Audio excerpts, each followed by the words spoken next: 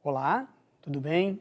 Eu sou o professor Giovanni Prando e vou ministrar o conteúdo de Geografia com vocês. Na aula de hoje, falaremos sobre as bacias hidrográficas. Uma bacia hidrográfica é uma área drenada por um rio principal. Esse rio principal, geralmente, é o que dá nome à bacia hidrográfica, e seus principais afluentes.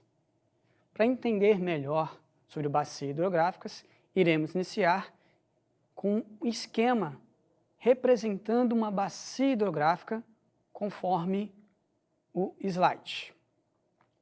Como vocês podem ver, nessa área marcada de vermelho, pontilhada, nós delimitamos uma bacia hidrográfica. Uma bacia hidrográfica tem o seu divisor de águas, ou seja, quando a gente separa uma bacia hidrográfica de outra bacia hidrográfica, através principalmente do relevo. Vocês podem ver também o leito principal do rio, ou seja, o caminho que o rio percorre. E aí é interessante e importante a gente entender esse leito. Esse leito ele é dividido em três partes. O alto curso, ou seja, a parte no alto do relevo, onde nós temos a nascente. O médio curso, ou seja, o meio do rio, e o baixo curso, aonde nós temos a foz, ou seja, onde o rio deságua. Importante, nesse leito, em forma geral, no alto curso, onde está a nascente, esse rio ele vai ser usado principalmente para a produção de energia hidroelétrica, ou seja, a produção de energia a partir da força das águas, a potência das águas, a queda das águas, porque são rios que têm cachoeiras. Já no seu baixo curso, próximo à foz, nós temos o rio de planície, ou seja, plano, usado principalmente para navegação. Além disso, além do seu leito, outras características dos rios são importantes. Temos, por exemplo, o que a gente chama de meandros, que são as curvas do rio. Tá? Também temos o que a gente chama de regime dos rios, ou seja, como que o rio mantém a sua água. Nesse caso, nós temos três principais formas de regimes. O pluvial, como o próprio nome diz, pluvial, vem de chuva, ou seja, o regime pluvial é um rio que mantém as suas águas a partir das chuvas. Nós temos o nival, que é a partir do derretimento de geleiras. Em alguns casos, rios têm os dois ao mesmo tempo. Então, nós falamos que esse rio tem um regime misto. Outra parte importante é o sistema de drenagem, ou seja, como esse rio termina, o caminho que ele percorre e aonde a sua foz termina. Nesse caso, nós temos 4 características importantes. Endorreico, o nome é diferente, mas pensa no prefixo endo, significa dentro. Então, um rio com sistema de drenagem endorreico é aquele que termina ainda dentro do continente. Em outro rio, por exemplo, temos o exorreico, olha o prefixo exo, fora, ou seja, são rios que desaguam nos oceanos. Temos o sistema de drenagem arreico, ou seja, não, sentido de não, quando você não consegue determinar o fim desse rio, o percurso que ele vai percorrer, para onde que ele vai. É raro, mas acontece. E temos também o criptorreico, que é no caso de rios subterrâneos. Além do sistema de drenagem, outra coisa importante quando a gente fala de rios são os seus tipos. E os tipos de rios, eles vão variar de acordo com o tópico que você está abordando, o tema que você está abordando. Por exemplo, quando a gente fala em relevo, já até citei, né, quando a gente estava falando, nós temos dois tipos de rio. Os rios de planalto, seja nos altos, formando cachoeiras, usados principalmente para a produção de energia hidrelétrica. E nós temos os rios de planície, seja no seu baixo leito, rios planos, usado principalmente para navegação. E temos também a sua classificação, seus tipos, de acordo com a disponibilidade da água. A gente fala que um rio é perene quando o seu leito é constante. Nós falamos que um rio é intermitente ou temporário, como o próprio nome diz, quando esse leito ele seca durante um período do ano, período menos chuvoso, né? E temos os rios efêmeros, que só aparecem em momentos de grande volume de chuva. São mais raros. E por fim, nós temos os tipos de foz de um rio, né? No próximo slide, vocês conseguem visualizar através da figura os dois tipos principais de foz, ou seja, como termina um rio. Você tem a foz de estuário, que é a primeira imagem, ou seja, a foz é um único canal, como vocês podem ver na imagem. E um outro tipo de foz é o foz em delta, onde você tem vários canais. Professor, existem rios, né, vocês poderiam perguntar, que têm os dois tipos ao mesmo tempo? Sim, é raro, mas existe. O rio Amazonas, por exemplo, é um exemplo desse caso. Nesse, né, nós chamamos de foz mista, porque tem um canal, estuário, e tem vários canais ao mesmo tempo, que seria um delta. Ok? A partir de agora, nós vamos ver um pouco sobre as principais bacias hidrográficas do território brasileiro. Antes de falar das bacias propriamente ditas, é importante, dentro dessas características que nós passamos sobre rios, em geral, como que isso se apresenta no Brasil? Então, nós conseguimos ali colocar 5 características principais. Primeiro, o Brasil é rico em rios. Temos muitos rios. Só na região amazônica, cerca de 5.000 rios. Porém, nós somos pobres em lagos e lagoas. O sistema de drenagem predominante no Brasil é o exorreico, ou seja, grande parte dos nossos rios desaguam no oceano. A grande maioria dos nossos rios tem sua foz em estuário. Outra situação, quando a gente pensa em relevo brasileiro, predomina no Brasil os planaltos e as depressões, ou seja, né, a questão dos mares de morro, das serras, e o rio obedece o relevo.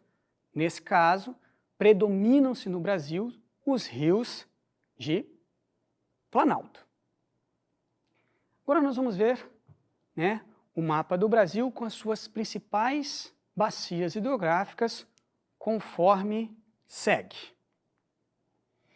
Então, podemos dividir o Brasil em 12 grandes bacias hidrográficas. É claro que essas 12 grandes bacias hidrográficas, elas subdividem-se em bacias menores. Mesmo dentro dessas 12 bacias hidrográficas, nós temos algumas principais e outras secundárias, né? Então, para destacar, a gente vai ver um pouquinho de cada uma bacia hidrográfica dessa, das 12. Vamos começar pela bacia do rio Amazonas. Como vocês podem ver, e isso é importante, a bacia do rio Amazonas é a maior bacia hidrográfica do mundo. No entanto, ela não está apenas no território brasileiro. Cerca de 20% da água doce superficial, ou seja, dos rios, lagos, lagoas, está na região amazônica. Daí fora a floresta, flora, a questão da fauna, a importância da região amazônica para o Brasil, para a América do Sul e para o mundo. É a quantidade de água, de rios nessa região. Importante, o rio Amazonas, ele foge muito às características gerais. Primeiro, a maioria dos rios brasileiros, eles se alimentam da água da chuva, um regime pluvial. No caso do rio Amazonas, ele tem um regime misto. Ele nasce na Cordilheira dos Andes. Então, ele nasce, suas nascentes se dão a partir do derretimento de geleiras, que é um sistema de regime nival. E, quando entra no Brasil, entra com dois afluentes principais, que é o Rio Negro, mais a norte, e o Rio Solimões, mais abaixo, conforme a imagem. E aí, mais uma característica extremamente única do rio Amazonas. Quando o Rio Negro e o Rio Solimões se juntam, próximo a Manaus, formando o Rio Amazonas propriamente dito, a diferença de densidade da água e outras características naturais dos rios Negro e Solimões fazem com que o Rio Amazonas, durante um trajeto longo de percurso, tenha duas cores diferentes. De um lado, você tem uma água mais negra, por isso o Rio Negro, porém bem mais limpa, porque o Rio Negro ele passa por dentro da floresta amazônica mais fechada, com menos contato humano, o que faz com que a água tenha essas características devido a uma série de situações, entre as quais a questão da limpeza, que não tem contato com o ser humano, mas também da matéria orgânica que cai ali dentro do rio. Restos de galhos, folhas e assim por diante. E aí, quando os dois rios se encontram, essa densidade diferente e o volume d'água que é muito grande, ele demora para se misturar. Então você tem um percurso do rio Amazonas com essa característica única, de duas cores diferentes. E o rio Amazonas também fugindo à regra, devido ao seu volume d'água e seu tamanho, a sua foz é uma foz mista, como eu já havia falado. Você tem foz, uma mistura de estuário, que é um único canal, e a foz em delta, que são vários canais. O rio Amazonas, dos seus mais de 7.000 quilômetros, desde a sua nascente até a sua foz, ele tem um grande potencial hidráulico, ou seja, a capacidade de produzir energia, só que é pouco aproveitada. Primeiro por questão lógica, a floresta amazônica e todo o impacto ambiental que uma hidrelétrica causa, principalmente na formação das suas represas. Mas também a gente tem que lembrar que a região amazônica é uma região tirando as grandes capitais, o povoamento é pequeno e não há grande produção industrial. E até mesmo, que é o principal uso das águas, por ser uma floresta, o uso da água para a agricultura também é restrito. Okay?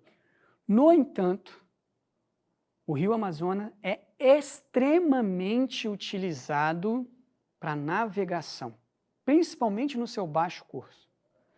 Quase 60% de toda a navegação feita em rios no Brasil acontece na região amazônica.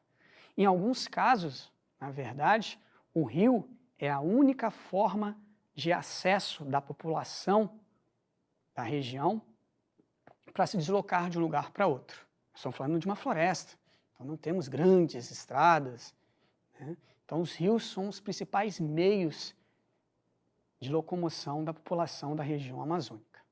Uma próxima bacia hidrográfica muito importante no Brasil é a bacia Tocantins-Araguaia, que é um pouco diferente também, geralmente, como eu falei, é um rio principal que dá o nome da bacia. No caso, nós temos aqui o rio Tocantins e o rio Araguaia, são dois rios que se juntam, formando uma bacia hidrográfica. Cuidado, tá?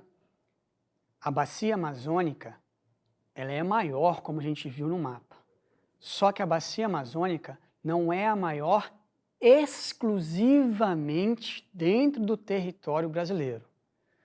Quando você pensa só no território brasileiro, a bacia Tocantins-Araguaia é a maior, totalmente em território brasileiro. Então, cuidado aí numa questão, algumas, o uso de exclusivamente, algumas palavras, A bacia amazônica é a maior em tamanho, mas ela não é exclusivamente brasileira. No caso de ser uma bacia hidrográfica totalmente dentro do nosso território, a Tocantins-Araguaia é a maior. Tem um grande potencial hidráulico, aproveitado principalmente na usina hidrelétrica de Tucuruí, e também é navegável em boa parte do seu baixo curso.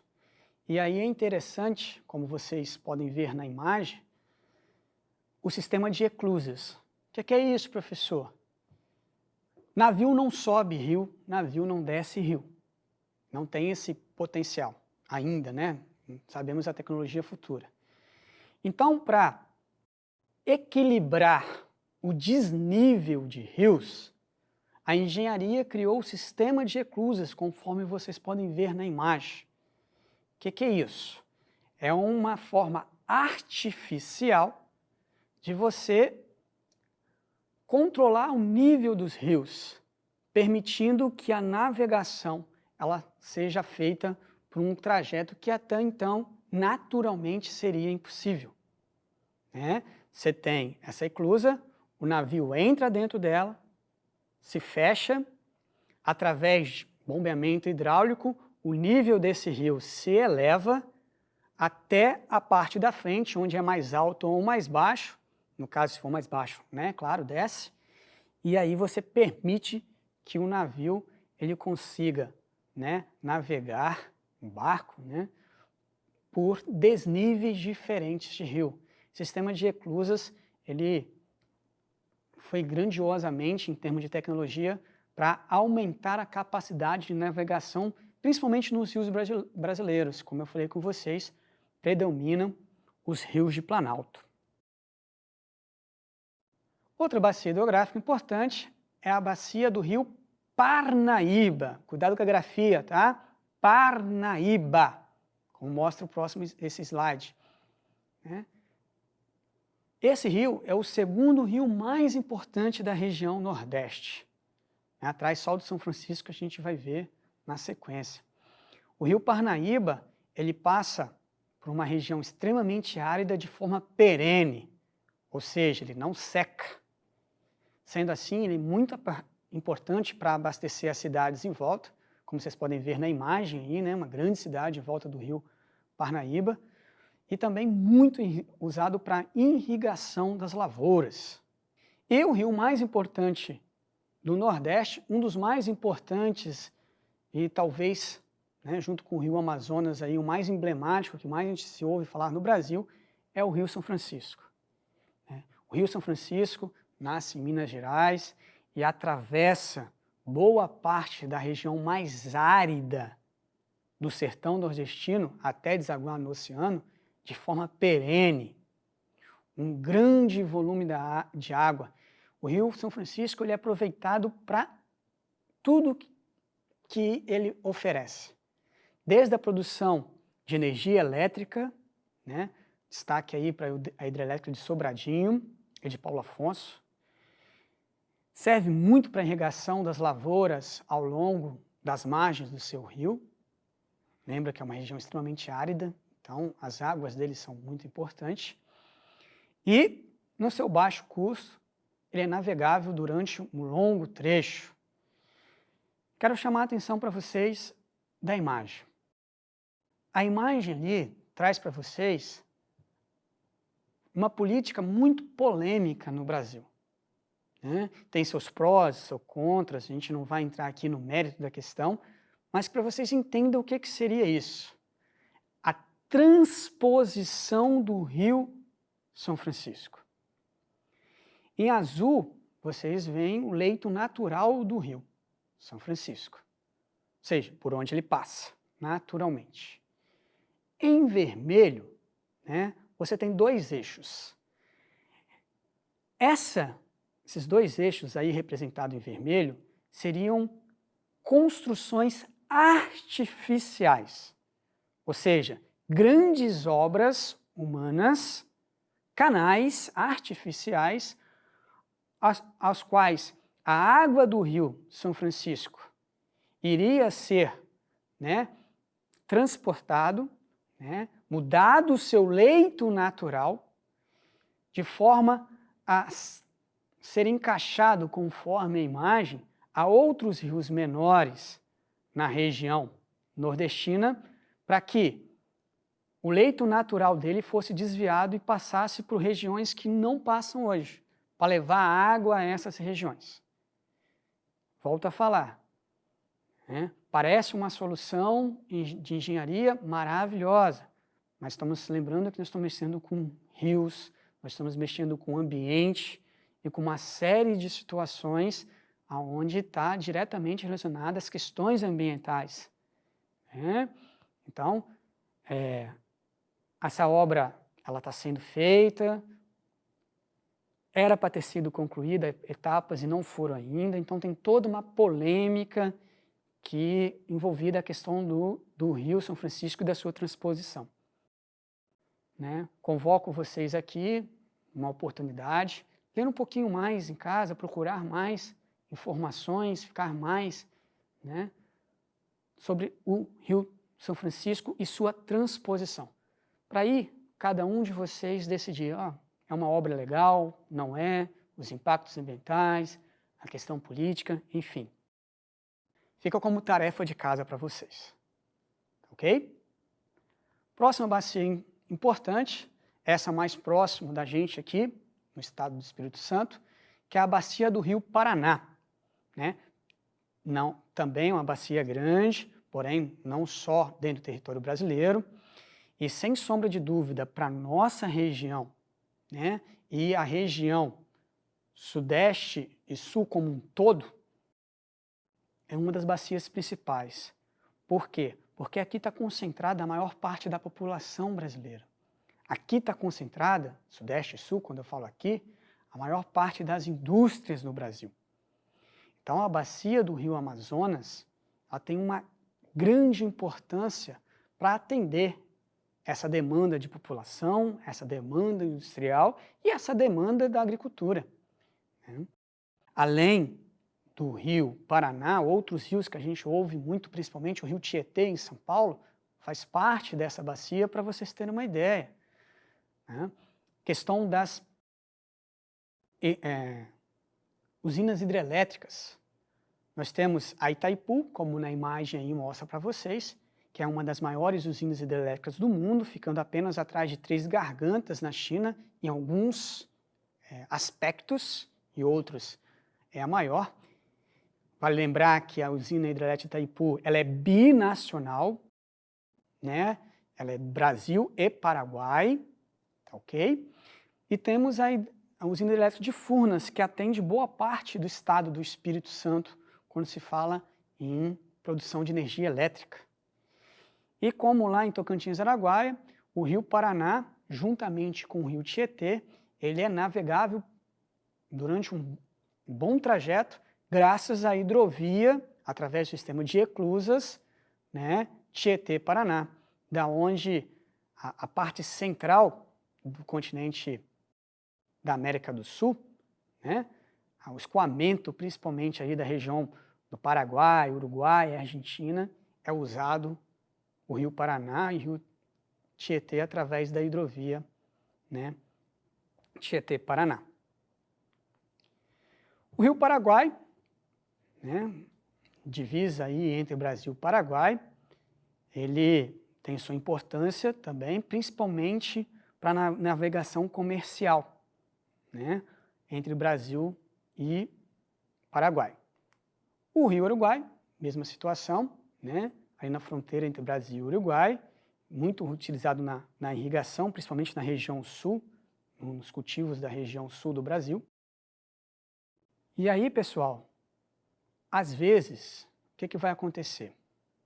Vocês vão pegar uma referência, seja um livro, seja na internet, enfim, e vocês vão ver a expressão bacia platina. Não tem nada de errado, né? É só uma questão geográfica. Quando vocês toparem a expressão bacia platina, nada mais é que a junção da bacia do Paraná, do Paraguai e do Uruguai. Tá? Então, destacando, se vocês pegarem e verem a expressão bacia platina em alguma referência, lembre que a bacia platina é a junção da bacia do rio Paraná, bacia do rio Paraguai e a bacia do rio Uruguai ao mesmo tempo, se tornando uma das maiores bacias da América do Sul e uma das maiores do mundo. Tá ok? Então, é uma questão de colocação geográfica. Além dessas bacias principais, há outras subbacias dentro das 12, bem menores, que a gente chama de bacias secundárias. Nós temos a do Atlântico Nordeste Ocidental, do Atlântico Nordeste Oriental, a Atlântico Sudeste, a Atlântico Leste e a Atlântico Sul, que são subbacias ou bacias menores dentro dessas 12, formando as 12 bacias hidrográficas do Brasil, as principais. No sul do Brasil, a gente está falando de rios, de bacias hidrográficas, mas vale aqui ressaltar, dada a sua importância, além de pequenos rios, regionais principalmente, nós temos as duas maiores lagoas, na verdade seriam lagos, que são grandes e profundos, que é a Lagoa dos Patos, que na verdade não é nem lago nem lagoa, é uma lacuna, que é a maior do Brasil, lacuna porque tem um contato com o oceano, e a Lagoa Mirim, que são as duas maiores lagos do Brasil. Lagoa dos Patos e Lagoa Mirim, na região sul do Brasil. Além, fizemos aí um apanhado geral sobre as bacias do Brasil, é importante a gente conhecer também um pouquinho das bacias hidrográficas em termos mundiais. Se a gente pega a Europa, por exemplo, a Europa é um continente pequeno, em termos de território. Então, os rios da Europa, diferente dos rios daqui da América, tanto da América do Sul, que nós explanamos aqui quando falamos do Brasil, mas também da América do Norte, que a gente vai falar um pouquinho também, ainda hoje. A Europa, os rios são pequenos, mas tem uma grande importância local. Temos o rio Reno, temos o rio Sena, temos o rio Tâmisa, o rio Danúbio, o rio Elba, entre outros que nós podemos destacar. Na América do Norte, depois do Brasil, Estados Unidos e Canadá estão entre os países que mais têm água doce no mundo.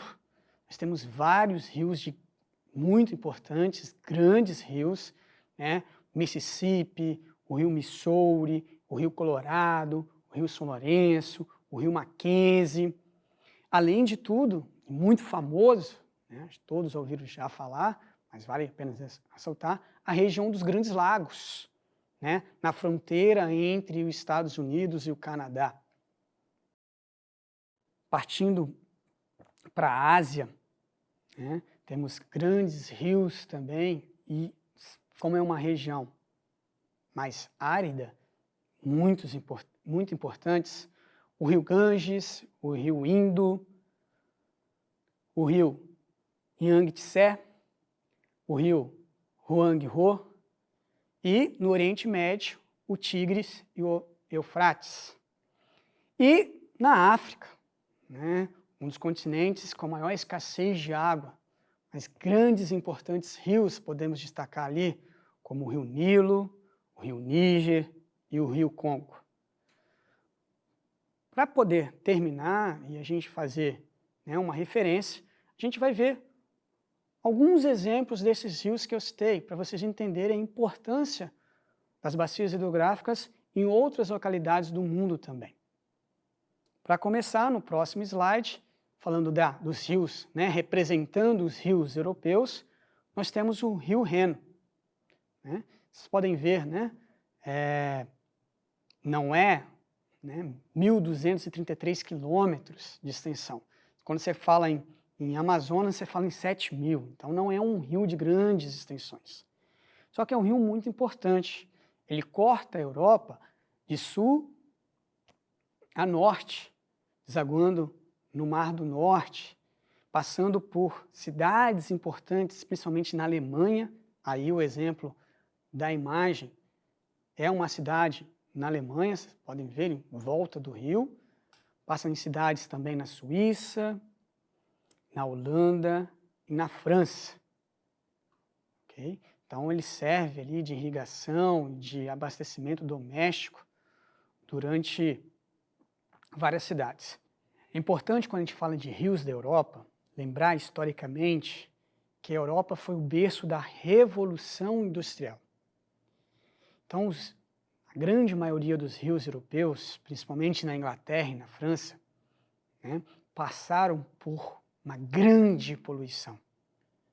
E hoje, né, vale de exemplo para os nossos rios aqui no Brasil, né, como o Rio Tietê, por exemplo, de São Paulo, grandes ONGs, investimentos grandiosos de governo, preocupados com a despoluição das águas desses rios. Tá?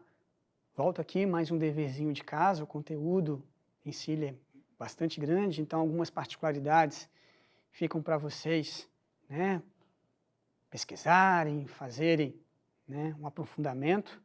Leiam sobre a descontaminação do rio Tâmisa na Inglaterra, por exemplo, o que ele era, ou melhor, o que ele foi durante a Revolução Industrial, e principalmente o uso do carvão mineral e a sua poluição, e o que é hoje, que é um cartão postal da cidade de Londres.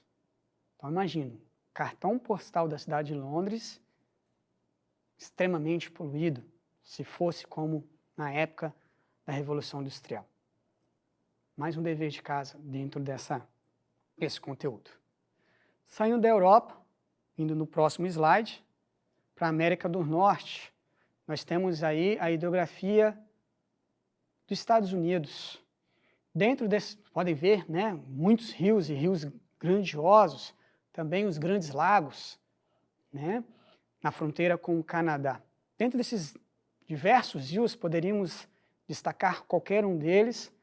Vamos destacar o rio Mississippi, extremamente importante, né, além da irrigação, para o comércio. Né? É um rio comercial usado, o seu leito, né, para expandir de um lado a outro dos Estados Unidos. Estados Unidos, assim como o Brasil, território continental. Né? Então, o rio Mississippi é extremamente importante para a comercialização de produtos através da sua navegação. Quando você junta o rio Mississippi, que é o segundo maior rio, com o maior, que é o rio Missouri, que é um afluente, formando o rio Mississippi-Missouri, eles se tornam um dos maiores do mundo. Muito, volto a destacar, muito importante para o comércio local dos Estados Unidos. Indo para a Ásia, poderia destacar vários, mas não tem como falar de rios no mundo se não falar do rio Ganges. Muito longe de ser um rio de grandes dimensões, longínquo, né, quilômetros, mas o rio Ganges ele é muito mais do que um rio, ou que água, que já por si só é muito importante para ser usado para navegação, para ser usado para irrigação, para ser usado para produção de energia elétrica. Mas o rio Ganges, para os indianos, ele é cultural. Cultural em que sentido? As margens do rio Ganges, elas, além de servir por seu uso doméstico, irrigação, enfim, todos os atributos que um rio oferece, ele também é usado para momentos culturais e religiosos, né? Batizados, né? Momentos fúnebres, né? De morte, enfim. O rio Ganges era usado literalmente para tudo. Daí, né, ele ser um dos rios mais poluídos do mundo. Professor, peraí, você está falando que é um dos rios mais poluídos do mundo e as pessoas ficam ali dentro se batizando, fazendo cultos religiosos, né, purificação, enfim, ritos, cerimônias fúnebres? Sim, tá? É uma questão cultural. Então o rio Ganges é muito mais do que um simples rio, uma passagem de água. Ele tem toda uma história, toda uma cultura envolvendo ele, para a população, principalmente da Índia. Por fim, para finalizar, nós vamos para a África, e na África não tem como não falar um exemplo maior deles, que é o Rio Nilo. Né? A bacia do Rio Nilo ela é extremamente importante. Assim como o Rio São Francisco, aqui no Brasil, ele passa por uma região extremamente árida, nós estamos falando do Rio Nilo passando pelo deserto do Saara, que é a região mais árida do mundo. Olha a importância do Rio Nilo para esses países, Etiópia, Sudão e Egito, por onde ele passa. Sem falar, né, das tradicionais, quando a gente estuda, né, história antiga, o Baixo Nilo e a fertilidade das planícies do Rio Nilo no Egito, e toda a questão cultural, arquitetônica que envolve a civilização egípcia. Então o Rio Nilo, além de grandioso, né, um dos mais extensos do mundo, que é usado para navegação, que é usado para irrigação, que é usado para produção de energia elétrica, também tem todo um envolvimento cultural, arquitetônico ao longo do seu leito. Enfim, meus amigos, quando falamos de bacia hidrográfica, nós falamos de um rio principal e dos seus afluentes, e toda a área banhada por esses rios e tudo aquilo que um rio oferece, da sua potência hidráulica, né, na produção de energia elétrica, no seu uso para irrigação, né, a agricultura é o setor que mais usa água entre todos os setores, para sua navegação, ou seja, o ir e vir das pessoas, para o seu uso doméstico e, como nós vimos também, cultural, religioso e arquitetônico. Meu muito obrigado a todos e até a próxima.